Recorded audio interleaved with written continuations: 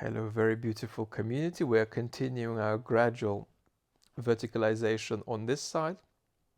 And on your side, you are going to hear a 10-minute big picture meditation, right? That doesn't get into specifics about RFK too much, on him endorsing Trump and talking nonsense on Ukraine. Now, Anthony Scaramucci calls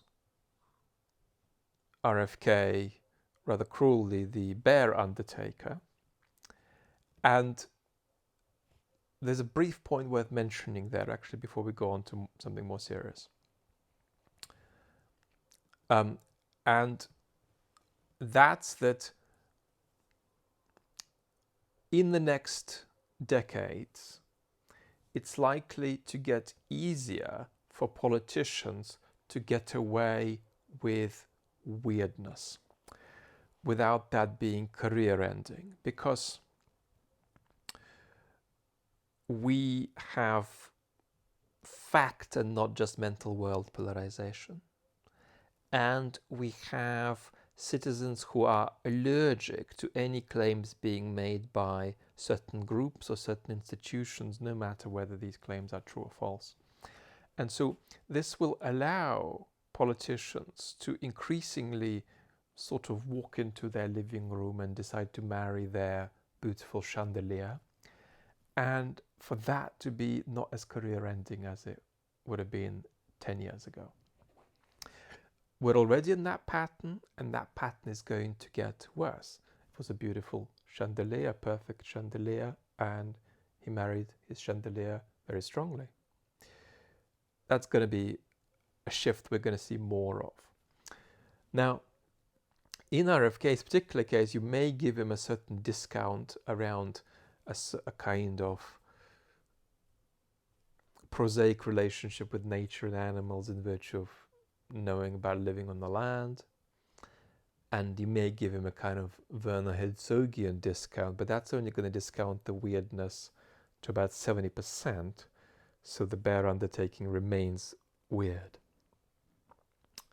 Now, let's jump to something more banal, which is, what does it mean for the race? And the answer is that it clearly favors Trump, but it's not a significant event because of the lowly nature of RFK's recent polling, and indeed the fact that he was drawing more folks, it seems recently, from Trump than from the Democrats.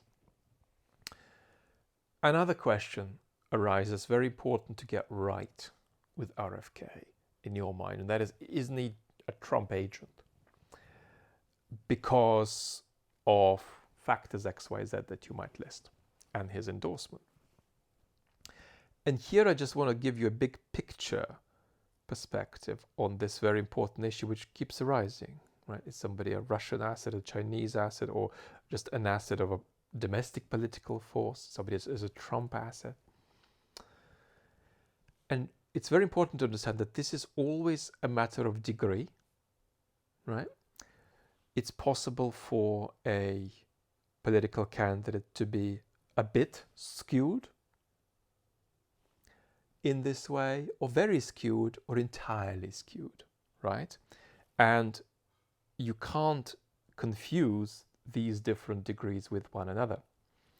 If you have a green presidential candidate who gets funded by folks who also fund Trump, in part, right? You can ask questions about that, but you need to make a judgment of proportionality there, right? So if 1% of their funding comes from there and every other indication is that they're thinking independently, that's one story. If 100% of their funding comes from there and there's some strange biographical business, I'm not talking about Jill Stein specifically here, I'm just giving an abstract case scenario.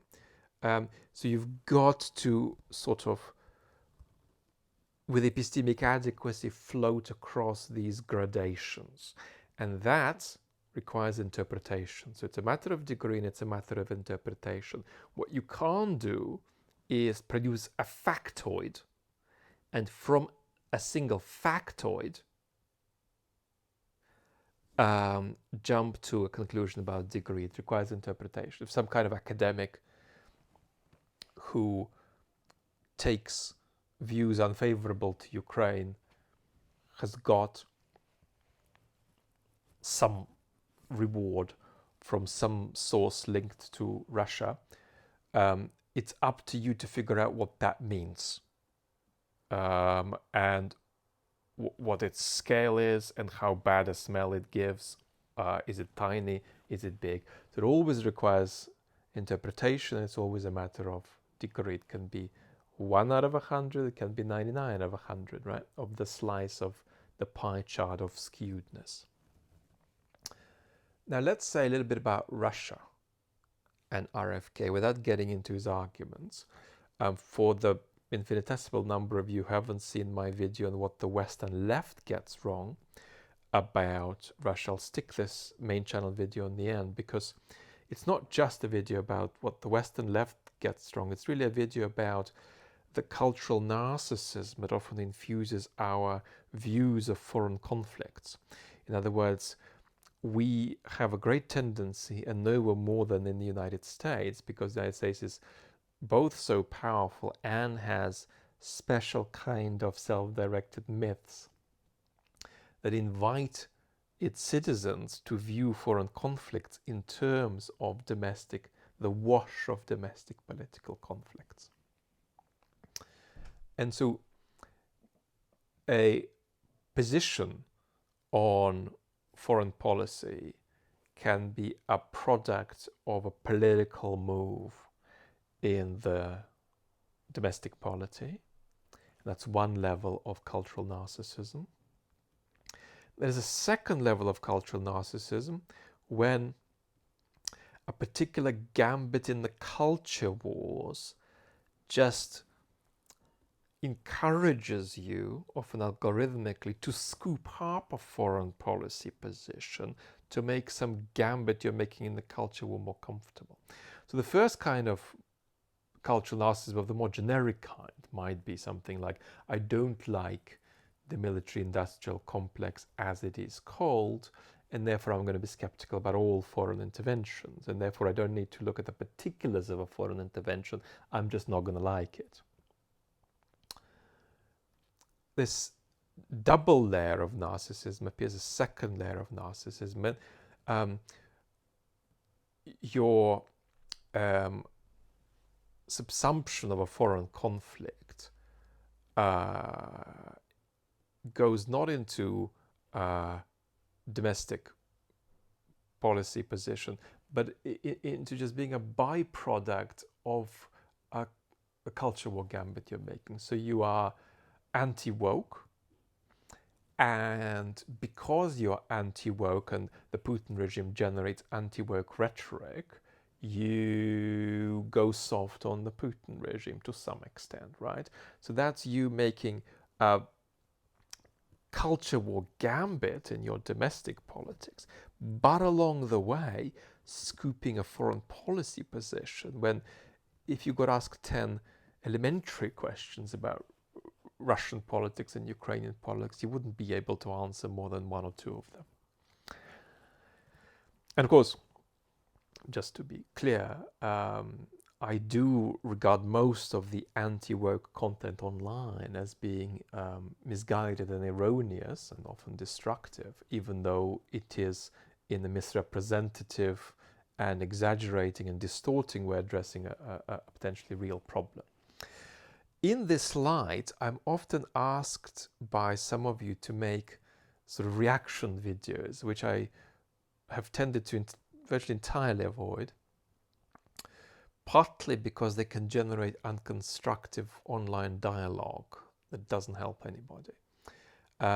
So one of the common requests that keeps recurring is to do a response to the Ukraine opinions of Breaking Points, which in a much more narrow and factual way Ryan Macbeth had a solid go at recently on his channel. And this narcissism, or this double cultural narcissism, whereby you see a foreign conflict through the prism of domestic politics, can be actually fueled by the mode of online YouTube political commentary. Because if I set up a daily political commentary channel on YouTube, there's a couple of us, and we're doing what we're not doing on my channels. Actually, we're not reporting the news in any way. We're not conceiving of ourselves as, I'm not conceiving of myself as reporting the news here. But if I try to set that up, right, I'd presumably need to begin commenting on 6 or 7 foreign conflicts that is always in the news. How am I gonna know about them? You can't know about all of them properly just in virtue of being a well-informed person. And so I'm going to run into the structural problem whereby if I'm a sort of a YouTube news/opinion channel, but I don't have any foreign correspondents, I don't have any experts, how the hell am I going to know, right? And so the problem for a show like Breaking Points is that it's not clear on what basis the hosts, Crystal Ball and Sagar and Jetty, could develop a view about what Putin is doing.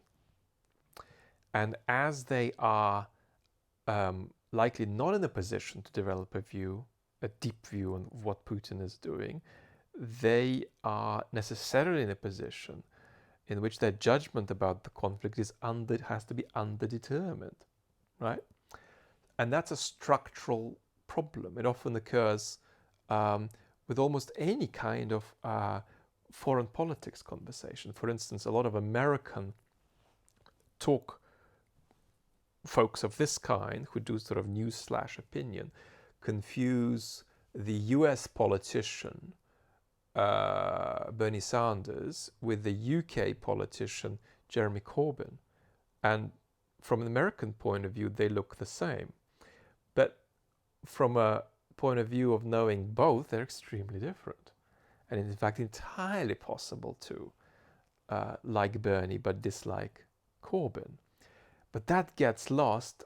Why? Because you are seeing everything through the prism of your domestic politics. There are some structural ways in which some of our sort of information environment exaggerates what are anyway underlying patterns of cultural narcissism in our conception of foreign conflicts. This should have been tighter because I'm still not feeling as well as I would like, but I think I've got the point across. Lots of love.